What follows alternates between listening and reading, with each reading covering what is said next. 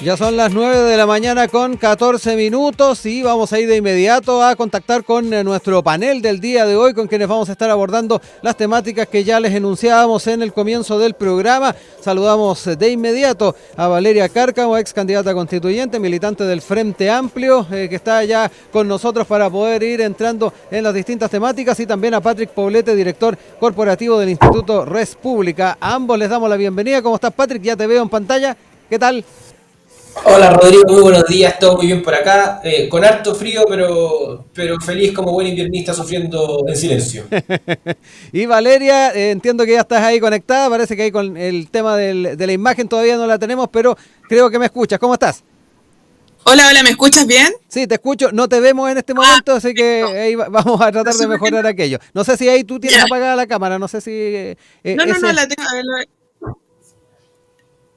debería, no sé qué pasa ahí, pero no importa, lo estoy escuchando y probablemente me vaya a conectar de nuevo para ver qué pasa con la cámara. Perfecto. Pero bien, todo bien. Gracias por estar acá con nosotros. Vamos a ir tratar entonces de ir mejorando esa conexión y en principio entonces ir planteando también este primer tema que hemos propuesto el día de hoy y que tiene que ver, ya lo decíamos, con el avance en el Parlamento del tema del voto obligatorio y la multa, que había sido, ya lo decíamos, un tema que había generado ciertas diferencias y había finalmente generado la posibilidad de poder mejorar aquello, particularmente por este voto que quedaba sin una multa y que transformaba el voto obligatorio finalmente en una suerte de voto voluntario, entre comillas. Se estaba avanzando bastante en aquello y la Comisión Mixta de Senadores y Diputados aprobó por amplia mayoría una propuesta para reponer multas a quienes no voten, bajar el financiamiento fiscal a campañas electorales y establecer regulaciones de propaganda para medios regionales y redes sociales. Pero en la discusión surgió ahí un problema, particularmente en los términos que se utilizaron en el artículo al que estamos aludiendo sobre la votación de extranjeros. En particular había sido abordado este tema por la subsecretaria general de la Presidencia, Macarena Lobos, que había llegado a la instancia y se estaba a la expectativa de que también hiciera lo propio el ministro Elizalde. Y luego de que se hiciera mención a aquello, el presidente de esta comisión, Manuel José Osandón, empezó a desarrollar el trabajo de votación y sin mayor dilación, según lo que cuenta la tercera, puso en votación la propuesta de la nueva multa, que digamos se fijó entre 32.000 y 130.000 pesos a quienes no concurran a las urnas. Se aprobó por 7 votos a favor y 3 en contra, y cuando la comisión ya estaba entrando a discutir el siguiente punto, con algunos minutos de retraso, ya lo decíamos, llegó el ministro Elizalde, quien, si bien no puso reparos a los montos de la sanción, pidió hacer un cambio en la redacción para que la multa fuese aplicada a ciudadanos y no a electores, como finalmente quedó aprobado. Esto generó cierto malestar en sectores de oposición, y esto surge porque en el artículo 14 de la Constitución, que concede el derecho a voto a extranjeros avecindados en Chile por más de 5 años, sin estar nacionalizados ni tener necesariamente la calidad de ciudadano chileno, obviamente dejaba abierta con el término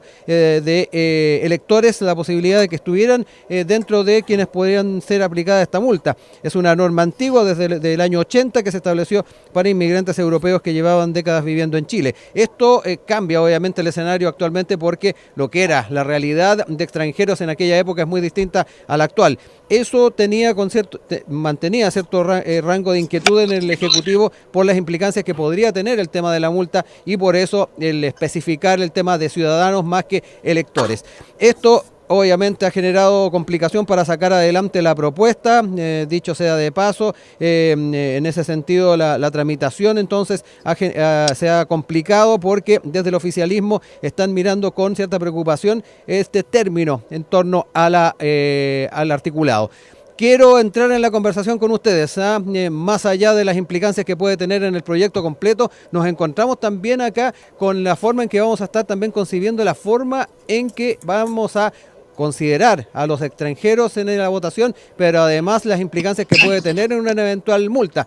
Les dejo la palabra. Obviamente se enredó completamente el tema y queremos ver cómo también lo observan ustedes. Valeria, parto contigo. Sí, mira, ¿me escuchas bien, cierto? Sí, te escucho y te veo perfecto. Ahora, perfecto. Mira, hay un grave problema respecto a la multa y el voto obligatorio, y lo que está pasando netamente como en la discusión de la comisión, porque hay que ver diferentes factores. Uno, el primero de la confusión de los derechos y obligaciones. ¿Por qué lo digo de esta materia? Porque la legislación chilena establece que los derechos y obligaciones específicos para los ciudadanos y para los extranjeros, pero esto era del 80, ¿cierto? Exacto. Porque se consideraba a europeos, como mencionaba. Exacto. Entonces, imponer el voto obligatorio a los inmigrantes sin aclarar adecuadamente cuál es el estatus que tienen puede generar la primera confusión que son sobre derechos y obligaciones en el país. La documentación y registro, o sea, muchos inmigrantes pueden no estar adecuadamente registrados en nuestro país o tener una situación migratoria regularizada, ¿ya? Y una de las grandes discusiones que hemos tenido últimamente es sobre la inmigración irregular, ¿cierto? Y esta imposición de multa al voto y lo del voto obligatorio puede complicar aún más el estatus legal. O sea, puede estar 5 años sin tener regularizado, ¿cierto?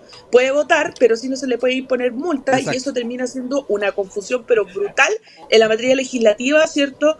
Y constitucional, más que nada eso.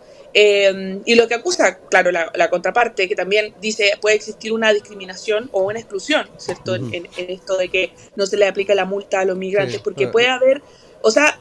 Lo que decía la senadora Ebensberger, más que nada, ¿no? Ella estaba como muy crítica. Exactamente, pero ¿sabes qué? Tiene su lógica también, porque las leyes, o sea, en este sentido se aplicarían las leyes de manera desigual, ¿ya? Y especialmente porque si entendemos el conflicto de origen, ¿cierto? En temas de legislación constitucional y todo eso lo que significa, pueden haber ciertos grupos de inmigrantes que sienten que se les están imponiendo o una carga adicional sin tener la plena ciudadanía o representación, que eso también podría ser. Entonces, tenemos un tema también de lo que es conflictos legales y constitucionales. O sea, la implementación de multa y el voto obligatorio para inmigrantes en Chile genera una complejidad legal, administrativa, social, y que esto se debe abordar cuidadosamente, ¿ya? Para evitar estos problemas, ¿cierto? Porque ahora se está diciendo que puede recurrir al Tribunal Constitucional. Exacto. Y que también tiene toda su lógica frente al vacío y la complejidad que existe en eso. Entonces dicen, oye, puede ser discriminador, y dicen, no, porque no hay que aplicar la multa solamente a ciudadanos, tiene que ser y no extranjeros, ¿cierto? Y con eso pueden recurrir al Tribunal Constitucional y puede caer toda la votación. Entonces, es ahí el conflicto del vacío constitucional que pudiese existir, pero también porque tenemos una constitución que tampoco se ajusta a la realidad de nuestro país, especialmente en materia de inmigración. Sí, es que ahí también, Valeria, y le doy la palabra también a Patrick, nos encontramos también con efectos colaterales en las dificultades que hemos tenido en normar y reglamentar el tema de la migración en nuestro país, algo que hemos estado arrastrando durante bastante tiempo, se ha tratado de actualizar, pero aquí nos encontramos además con un efecto colateral que va a tener que ver con las elecciones. Patrick, me quedo contigo también para que me cuentes un poquito cómo sigues el tema, también los argumentos y los elementos que nos compartía Valeria recién. Claro, Rodrigo, sí, son varios temas, por cierto, que se enredó bastante esto. Yo creo que hay una dimensión más práctica en la que urge que en el fondo a la ciudadanía le haga sentido la manera en la que se desenvuelven las reglas que se aplican a, ¿cierto?, las elecciones. Pero también hay que saber una dimensión política. La dimensión práctica, me parece que lo que estaba haciendo la Comisión Mixta era bastante razonable. O sea, la discusión era, oye, las multas van a ser entre 30 y 130 mil, vamos a reducir el monto, ¿cierto?, el que se le devuelva a un candidato por cada voto, porque yo no sé si la ciudadanía, la gente lo sabe, pero cuando uno vota por alguien, luego, y si es alguien que queda con deudas, tiene una devolución, el Estado le devuelve plata por hasta algo así como 1.500 pesos por cada voto. Eso por todas las deudas que hayan quedado, lo que sea primero, si la cantidad de votos por 1.500 o la deuda por la que haya quedado. Entonces, evidentemente, cuando el voto es obligatorio y lo que pasa en la práctica es que la gente que vota se duplica, evidentemente ahí la devolución posible a los candidatos en promedio se duplica, y entonces estaba esta discusión de lo importante de reducir ese monto. Entonces, era bastante razonable, y de la nada, a última hora, llega el oficialismo llega el gobierno con esta indicación que evidentemente deja suspicacias, porque una cosa es decir, mira, aquí puede haber un problema que yo no lo veo, creo que no ha ocurrido las veces anteriores, o sea, las últimas veces que hemos utilizado voto obligatorio no ha pasado nada, no se ha caído la votación porque alguien haya llevado la votación al Tribunal Constitucional. No ha habido una implicancia en el que alguien pueda poner en duda la validez de la elección o las autoridades que de ahí fueron electas. Entonces, ¿es medio artificial la disputa entonces, crees tú, Patrick? yo pienso que pueden haber otros incentivos que en el fondo hagan que esto sea más urgente. Hemos visto hartas señales y hartos intentos por parte del oficialismo de ir ajustando las reglas electorales de manera que se pueda mejorar el escenario de votos, en lo que ellos consideran que es un mejor escenario para ellos, o empeorar el de la oposición. Entonces, aquí al menos queda la duda, al menos queda la suspicacia respecto de, bueno, y el voto que en algún momento se propuso para personas, para jóvenes desde los 16 años. ¿Y qué pasa con la posibilidad del voto voluntario cuando no pudo volver al voto voluntario? Entendiendo que el voto voluntario ha sido una norma que le ha traído un mal desempeño electoral a la izquierda, o un peor desempeño electoral a la izquierda, un peor desempeño del oficialismo. Entonces, bueno, al menos queda la suspicacia de si esto no era una forma de al menos dejar, o bien que se cayera la votación como pasó, o lo que deja sin multa, por lo tanto, de facto un voto voluntario, a menos que esto, no sé, el presidente ingrese un veto o alguna herramienta ya de última ratio. O el Tribunal O bien Constitucional que también señalaba Valeria. o el Tribunal Constitucional, pero efectivamente como ya medidas de último ratio, o bien elementos del estilo, o razones del estilo, bueno, ¿qué pasa con la percepción de que hay cierta inmigración que apoyaría más a la oposición y que no votaría por las izquierdas? Por ejemplo, la migración venezolana, son las personas que vienen de Venezuela y dicen yo, bueno, no voto por la izquierda. Y puede haber esa percepción, o sea, uno ve en la discusión entre el oficialismo y la oposición que existe esa percepción respecto de esa migración. Entonces, en consecuencia, al menos queda la suspicacia. Y creo que es bastante poco serio que como país estemos cambiando las reglas electorales Claro. prácticamente en cada elección. Entonces, al final del día, Sí. sería bastante injusto con los chilenos bueno, varias cosas, pero sería injusto con los chilenos Sí. que efectivamente a unos fueran multados los migrantes, no cuando uno tiene que, las personas que son migrantes sí tienen derecho a salud, tienen derecho a educación, tienen derecho a votar, pero luego no se les puede multar. Me parece un contrasentido que la ciudadanía simplemente no entendería, Sí. o al menos es evidente que no es justo. Valeria, vuelvo contigo, y me quedo un poco con esa suspicacia que de alguna manera deja entrever ahí Patrick, y esto a propósito que también en la tercera impresa el día de hoy dan cuenta de que en la oposición estimaban que detrás del desmarque oficialista, que contaba con cierta anuencia de la moneda, había un cálculo electoral en vista de que el voto de extranjeros en especial, de los venezolanos avecindados en el país supuestamente es contrario a la izquierda. Ello podría ser gravitante, dicen comunas como Santiago, Recoleta o Estación Central. Es parte también de lo que recoge la tercera, a propósito de lo que nos decía recién Patrick. Te dejo nuevamente la palabra y poder entrar también en ese tema que va más que nada en el tema del cálculo político. Sí, mira, bueno, la suspicacia es suspicacia, y no es nada acreditado. Entonces, yo, obviamente, en el espacio de la política vamos a dejar a las teorías y la imaginación de todo lo que se quiera. Yo no tengo ningún problema en ello, pero la discusión va más de fondo. Incluso lo plantea así, porque no llegan a la comisión intentando eliminar el voto obligatorio. Llegan a la discusión a las multas, ¿ya? Porque para mí el voto obligatorio llegó para quedarse. Eso ya fue aprobado y es una legislación actual.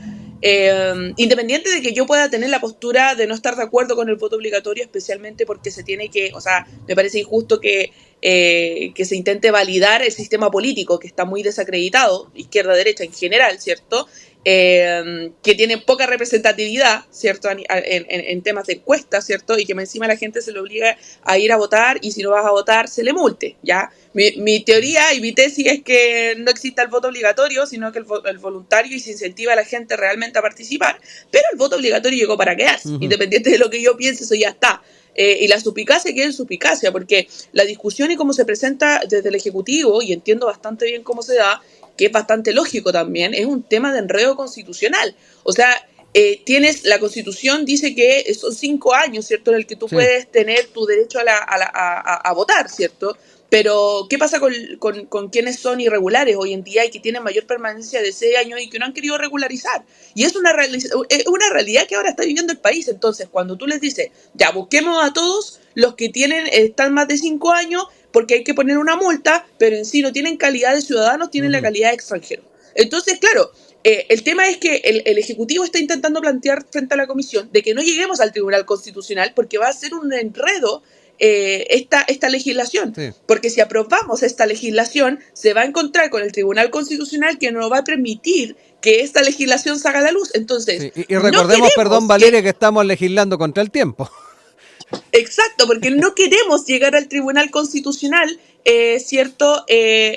Porque exista un conflicto en esa materia, cuando estamos intentando, y todos los gobiernos han intentado regularizar la situación de los extranjeros, que pasen a ser ciudadanos, porque recordemos que extranjero y ciudadano no es lo mismo, ¿cierto? Hoy en día. Entonces, claro, si al extranjero que no es ciudadano puede votar porque está a más de 5 años y le aplican una multa, el extranjero te puede decir, oye, yo soy extranjero, tengo que pagar una multa si es que no voy a votar, pero ¿cuáles son mis derechos ciudadanos? Por tanto, soy chileno.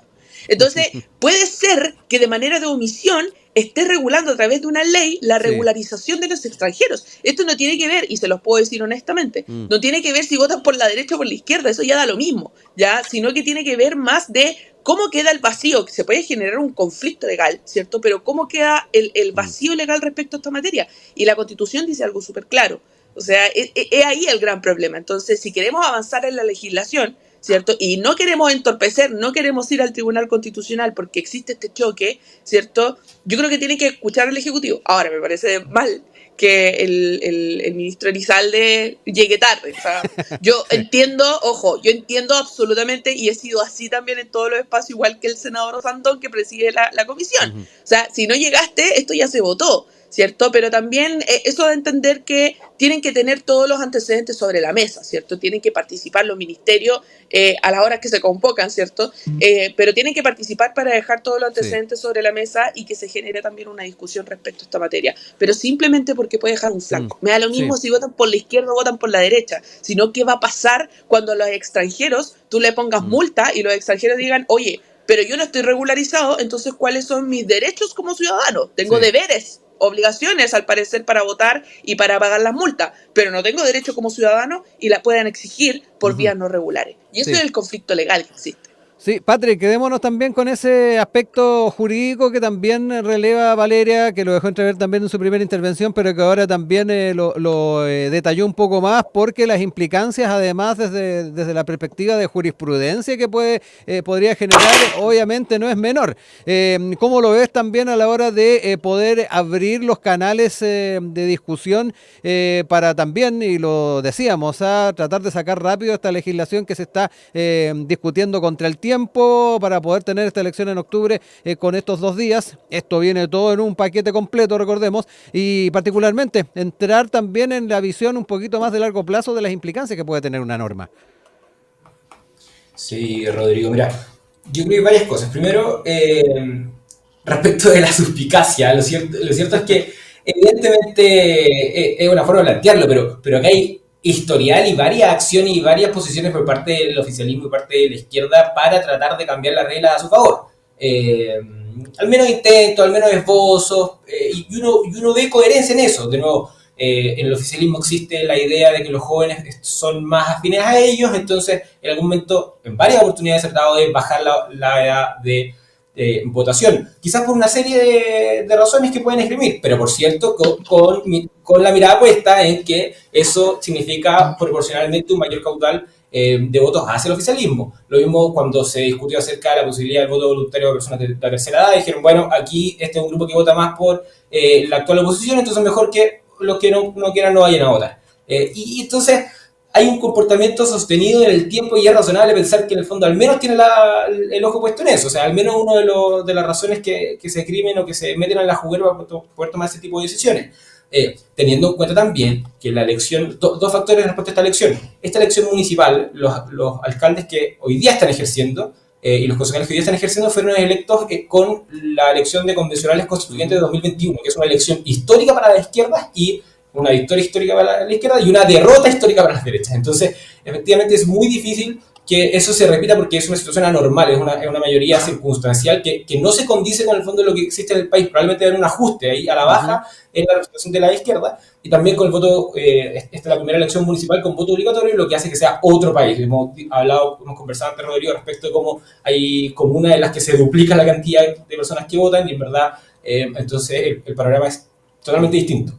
Entonces con eso, bueno, lo digo para decir que es un poco más que una suspicacia. O sea, hay un comportamiento coherente y sostenido en el tiempo de la izquierda en esta dimensión. En tratar de cambiar las reglas a su favor. Lo siguiente es que, en términos de la situación que se podría generar, me parece que uno lo puede desdramatizar un poco en la dimensión de que ya hemos tenido voto obligatorio con multas. Entonces, aquí de nuevo, no tuvimos una regularización masiva, no hemos tenido que se haya asimilado el residente al ciudadano o categorías distintas. Y por lo demás, una cosa muy práctica, que es que tú para poder votar, o sea, para ser multado tienes que estar en el padrón. O sea, para que alguien te diga, oye, no fuiste a votar, primero tenías que poder ir a votar. Y para poder ir a votar, tienes que estar en el padrón. Uno tiene que poder entrar al CERVEL ese día, poner su ruta y te diga, tú votas en tal escuela, no sé qué, y esa escuela se asigna en función de tu dirección. O sea, tú tienes una dirección, tienes un root, tienes tus datos de ingreso, estás empadronado. Entonces, esta lógica de que, bueno, que personas inmigrantes en situación irregular pueden ser multadas, pero ¿cómo van a ser multadas si para eso tienen que estar en el padrón primero? Entonces, ahí me parece que hay un sinsentido en la lógica de bueno, ¿cuál es el nivel cuál es el sujeto que estamos pensando que puede quedar en este supuesto punto, este vacío? Uh-huh.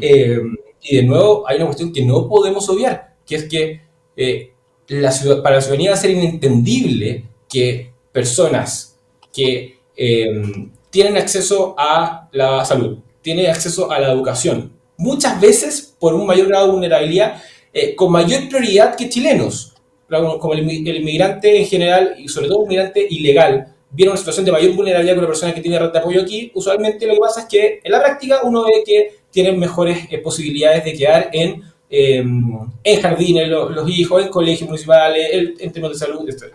Entonces, teniendo esa situación, que luego tengan derecho a votar, pero no las consecuencias de no votar que van a tener los chilenos, me parece un sinsentido que es inaceptable. Y lo que, uno, es inaceptable, y dos, que para la ciudadanía es una locura, en un sentido que solo puede mermar la confianza de la ciudadanía, particularmente los chilenos, con la institucionalidad.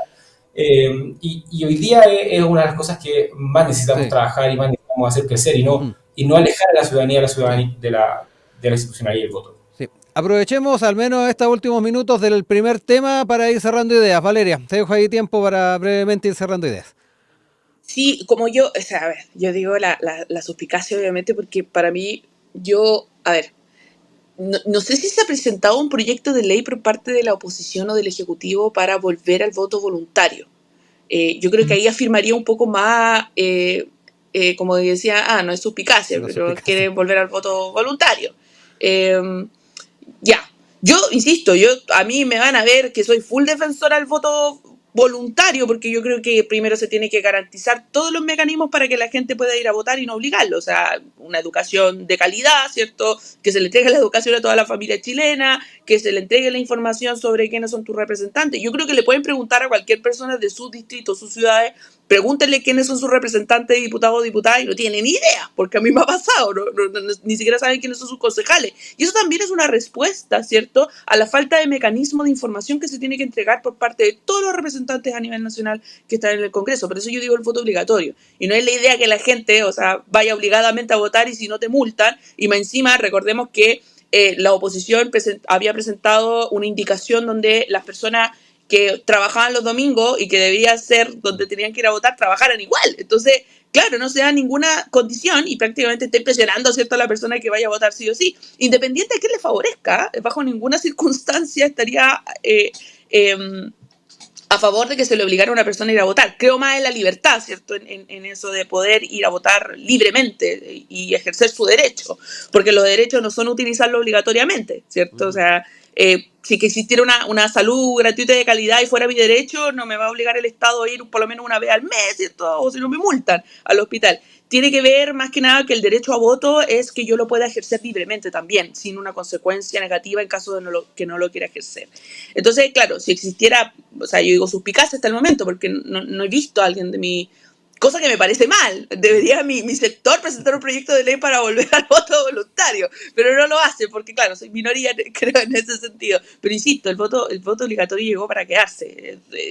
Creo que, y dudo que volvamos al voto voluntario, pero ojalá que en eso se vaya reforzando, ¿cierto?, los mecanismos para que la gente pueda votar de manera informada también, y no ir a llenar, ¿cierto?, al que cacho. O sea, digo, no lo cacho, pero tengo que votar por alguien o que sea todo nulo.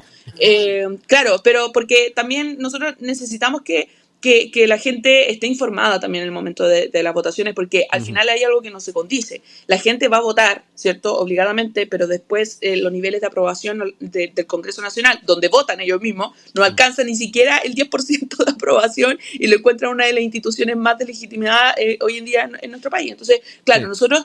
Esta discusión es netamente legal. Créanme que es netamente legal y con las bases y las indicaciones que se presentaron en la comisión. Pero ya, claro, el voto obligatorio o voto voluntario es una discusión que creo que se dio, que vamos a seguir dando la pelea a los que somos del voluntario, obviamente, pero probablemente no cambie la legislación. Pero queremos enfatizar en el fondo de la discusión. Claro. Patrick, también para cerrar ideas de este tema, antes de irnos a la música. Oye, yo soy fanático de la lógica de la música en este programa. No todos los paneles de debate tienen música antes. Sí, sirve para relajar de repente las tensiones. Oye, no, a ver, yo entiendo el punto, y el tema es que, a ver, yo le puedo creer a Valeria. Yo le puedo creer a Valeria que hay un argumento, o que el oficialismo ve un argumento legal en esto. El problema es que también conocemos el actuar del gobierno y el actuar del oficialismo en general, si esa es la cosa, si esto lo hemos dicho varias veces. Hoy día el presidente Gabriel Boric y personas del oficialismo muy importantes como la ministra vocera de gobierno Camila Vallejo, son personas que tienen historial político, muchas otras figuras del oficialismo, pero tienen historial político. Vimos cómo se comportaron como parlamentarios, vimos cómo se comportaron como dirigentes, vimos cómo se comportaron cuando fueron oposición. Entonces, si uno suma 2 más 2, o sea, lo que queda, yo digo, es una suspicacia, pero como insisto en que eso es más que una suspicacia porque hay un actuar coherente y sostenido de la izquierda en esta dimensión. De pronto no han propuesto una reforma de voto voluntario y ni siquiera hemos entrado a la discusión. Yo no he entrado a la discusión si es mejor o peor el voto voluntario o el voto obligatorio. Yo solo digo, constato un hecho que es práctico, que el voto obligatorio genera peores resultados electorales para la izquierda. A la izquierda le ha ido mejor con voto voluntario que con voto obligatorio. Entonces, uno al menos tiene, o sea, conociendo el historial, conociendo lo que se ha hecho y cómo se dio esta discusión respecto de la necesidad de quitar la multa, ahí hay algo más que una suspicacia. Y puede que no venga del sector de Valeria, pero la existencia de ese interés de tratar de ajustar las reglas en favor de la izquierda me parece que para los chilenos es bastante evidente. O sea, nadie lo va a decir, pero es bastante evidente. Y solo ahí insistir en un punto que estoy afuera del debate de izquierdas y derechas, y arriba y abajo. Es que no podemos estar cambiando las reglas todas las elecciones. Eso debilita la institucionalidad. Entonces, en algún momento hay que cerrar esta cuestión y ya, estas son las reglas y no se cambian en 10, 20, 30 años porque si no ya llevamos demasiado tiempo con reglas ad hoc para cada elección, Rodrigo. Y cuando son las 9:46, estamos de regreso con nuestro panel del día de hoy junto a Patrick Poblete, director corporativo del Instituto República, y Valeria Cárcamo, ex candidata constituyente y militante del Frente Amplio. Cambiamos de tema y nos vamos a lo vinculado con el aumento en las cuentas de la electricidad y particularmente la postulación al subsidio eléctrico. Recordemos que esta postulación es hasta el domingo, hasta el 14 de julio. Y frente a ello han habido críticas respecto al tema de las postulaciones. Hay quienes consideran que han sido bajas y han apuntado las críticas nuevamente al ministro Diego Pardo y además a lo que han calificado como debilidad comunicacional. Quiero ir revisando también algunos puntos de vista que incluso vienen desde los sectores del oficialismo. Por ejemplo, el senador Juan Luis Castro, quien es también presidente de la Comisión de Minería y Energía de la Cámara Baja, dice que la cifra es muy baja en la inscripción. Según datos de MOL, el día de ayer habían llegado un total de 1.122.908 postulaciones. Hasta ayer, con un plazo que ya les decíamos es hasta el 14 de julio. La cifra es muy baja, decía Juan Luis Castro, no es más de la cuarta parte de los jefes de hogar del 40% vulnerable en Chile. Y claramente estamos frente a un serio problema. No hay acceso simplificado y suficiente a los beneficiarios. También está el tema de cuán complejo puede ser reunir también muchos de los elementos para poder ser parte de esta postulación. Y también el aspecto comunicacional que ya hacíamos mención. Dejo el tema también sobre la mesa para que podamos entrar en el tiempo que nos queda. Patrick, me quedo contigo por ahora para comenzar. Muy bien. Yo creo que hay una... Primero, nobleza obliga. Yo creo que hay que hacer el punto respecto de la decisión que está tomando el gobierno. Cuando tú tienes como país una deuda de 6.000 millones de dólares con las empresas eléctricas, que es algo poco usual en los países, por decirlo menos, es evidente que eso en algún momento tiene que terminar. Y me parece que el gobierno ha hecho lo correcto en ser firme en esta postura. Uno puede ver la forma, el tiempo, el cuándo, el cómo, las herramientas, pero esa deuda hay que pagarla. Esa es la primera reflexión y me parece que el gobierno, la postura del gobierno, la postura del presidente y la postura del ministro Pardo en esta posición ha sido la correcta respecto de esa decisión. Ahora, ¿qué ocurre? Efectivamente, esta deuda en algún momento fue hoy día de más de 6.000 millones de dólares, en algún momento fue de menos de 6.000 millones de dólares. La primera vez que se postergó este pago, este aumento de la luz fue en el contexto post-Revolución de Octubre, y la segunda vez que se postergó, cuando la deuda era un poco menos de 2.000 millones de dólares, ahí fue decisión del gobierno del presidente Boric, en el año 2022, ya hacia la salida de la pandemia, cuando ahí ya la discusión, esa decisión era un poco más discutible, y hoy día es de 6.000. Entonces, todo este embrollo nos obliga a plantearnos las consecuencias de estas decisiones. Yo creo que el gobierno en 2022 sí se equivocó en la forma en la que, en el área chica de cómo se hizo esta postergación, se equivocó quizás en el timing, se equivocó, o sea, hoy día que tengamos este aumento es consecuencia de una mala decisión de este gobierno en 2022. Dicho eso, yo creo que también ha habido en el debate una valoración mixta de la labor del ministro Pardo. Esta no es la primera polémica que hay, particularmente por su gestión. Y esta baja postulación, este bajo volumen, ¿cierto?, que se ha logrado este subsidio, puede ser en razón de muchas cosas. Puede ser efectivamente un déficit comunicacional, puede ser un mal diseño del subsidio en los incentivos, en cómo coloca la gente, pero por cierto que yo creo que aquí lo que falta es un gobierno, y aquí ya lo llevo a otras carteras, en el que uno vea a los ministros plenamente desplegados. Aquí los ministros no están jugando sus partidos, y yo veo muchos más escondidos que desplegados.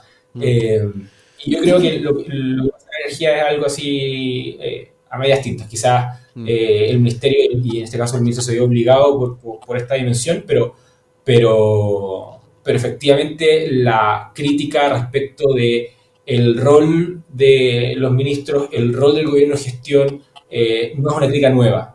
Y eso se ha visto, por ejemplo, sin ir muy más lejos y sin tener que alargar la lista, con el hecho de que los útiles escolares lleguen en julio. Los útiles escolares que el Ministerio de Educación envía a los niños a la escuela llegan en julio, lo que es un sinsentido. Entonces, es ahí un ejemplo de algo muy, muy transversal del gobierno, que es la falta de gestión, y que al final del día la capacidad de generar beneficios que han trampado en el aparataje estatal y empantanada ahí, y al final la ciudadanía no ve los beneficios que se están financiando y que no tienen impacto en su día a día, Rodrigo. Sí.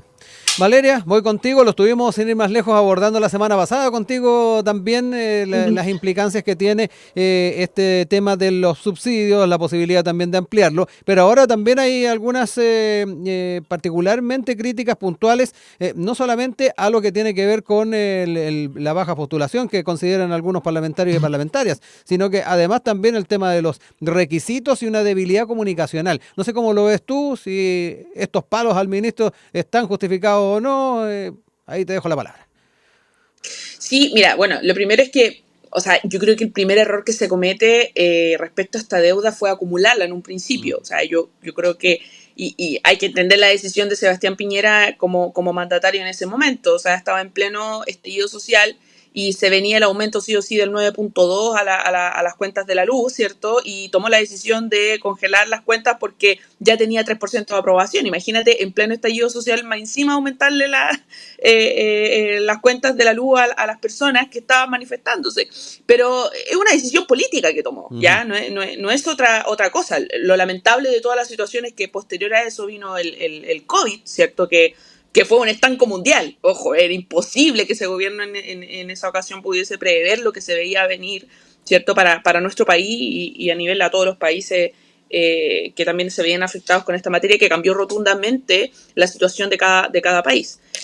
Dicho eso, yo entiendo y creo que se fundamenta bastante bien la crítica que se le puede hacer, especialmente en el ámbito de la comunicación. Creo que desde el día 1 se ha criticado bastante el rol de la SECOM en materias de comunicaciones, cómo llegamos a las casas, ¿cierto? Cómo utilizamos los espacios públicos también para comunicar de manera fidedigna cómo se tienen que hacer las postulaciones, qué es lo que está pasando, por qué llegamos a esta deuda, ¿cierto? Yo creo que es importante que también se cumpla ese rol de información. Sí, ¿hace falta un despliegue amplio también, como decía Patrick? Sí, no, definitivamente. O sea, bueno, el ministro en sí no es quien tenga que ir a todas las regiones para informar sobre las alzas, ¿cierto? Sino que son las seremías de la materia de energía que se están desplegando. Yo la semana pasada también tuve una reunión conjunto a la seremía de la región de Valparaíso, dando la información, avisando que tienen que actualizar también los registros sociales de hogares porque quería dejar un antecedente adicional sobre la mesa, especialmente con la catástrofe, ¿cierto? Que pasó acá en Viña del Mar. O sea, tienen primero que actualizar su registro social de hogares porque antes del incendio su situación económica cambió abruptamente, ¿cierto? Para poder ingresar al 40% de las familias más vulnerables en nuestro país, ¿cierto? Y entrar a esta postulación. Pero lo segundo es que se vino a la noticia, ¿cierto? Que los cobros de la luz venían igual, ¿cierto? Y vecinos muchos se manifestaron porque le cobraron la luz, que era la condición que no lo iban a cobrar aún, pero el plazo era de 3 meses y también existe una responsabilidad del Ejecutivo con las empresas privadas y cómo estaba funcionando ese tipo de concesión, ¿cierto? Pero lo segundo es que uno de los requisitos que se pide para poder acceder a la postulación es tener pagada la deuda, ¿ya? Sí. Y eso no está con la realidad de lo que está pasando acá en Viña del Mar, con la gente que, Viña del Mar, Quilpué, Villa Alemana, con la gente que se vio afectada con los incendios. Ojo, la gente perdió todo. Eso es algo que nos está viendo en esta situación particular. Yo levantaría una situación particular con lo que pasó en febrero acá en Viña del Mar. Pero cuando entran a la postulación, y hay vecinos que me están hablando, que dicen que no pueden postular porque tienen que tener la deuda pagada, y la deuda son de sobre 140,000 pesos del agua, y recién ahí poder postular. Entonces, esos son antecedentes sobre la mesa que se tienen que no solamente hablar en ocasiones particulares, ¿cierto? Sino que está un poco más alejado de lo que es la realidad, ¿cierto? De lo que está pasando hoy en día. Entonces, claro, yo entiendo que la postulación es de acá al domingo, pero se va a abrir una segunda postulación también al subsidio, que es más cercano a fin de año, más o menos como en octubre, pero yo creo que es lamentable lo que está viviendo por lo menos en mi zona, que se le afecta directamente, no solamente por la cuenta, los bolsillos, de que no tienen dónde sacar, gente que perdió el trabajo por la catástrofe, ¿cierto? Y es bastante injusto que cuando postulan al subsidio se les diga que tienen que tener pagada la cuenta.